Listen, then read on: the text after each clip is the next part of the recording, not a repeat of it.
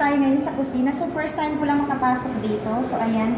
Welcome. May nakaano sa kanila. Welcome to the kusina. Ayan, tingnan yung ambience nila, guys. Pagpasok nyo pa na ay makikita nyo na yung kagandahan ng kanilang dekorasyon. Ayan, no? Tingnan nyo, ang ganda ng ambience nila. Tapos yan, meron din silang mga bakery dito. Kung gusto nyo bumili ng cake, meron silang mga cake. Ayan, ang ganda ng mga ano nila, guys. Tapos, ayan. Meron ka rin, pwede ka rin, makakita ka. Marami kang klase makikita dito sa loob ng kanilang kusina. Tapos ito, meron din sila. Mga ano nila, meron din silang, ano ba to, mga gamot or mga vitamins, meron din sila. Tapos meron din silang, may mga paninda din sila, Chicago, wow, may Chicago silang sombrero, ayan, bands, ayan, meron din silang, kapa ba to? Kapa, meron din sila. Tapos may mga shoes din sila. Tapos may mga damit kung gusto nyo mag-ano na. Tapos, ayan, pwede ka pa rin magduyan-duyan dyan.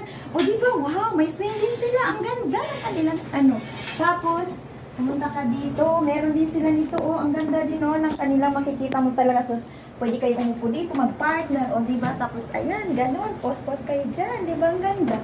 And then, natural talaga at ang ganda niya, tingnan nyo guys, meron happy 12, anniversary ba yan? Ang ganda.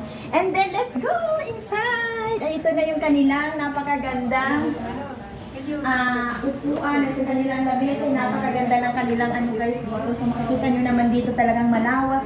At sigurado, ang sarap ng mga kanilang mga ihahain na pagkain sa akin ngayon. Siguro, excited na kaming tikman ang kanilang mga pagkain. Ayan ang kanilang ganda, wow!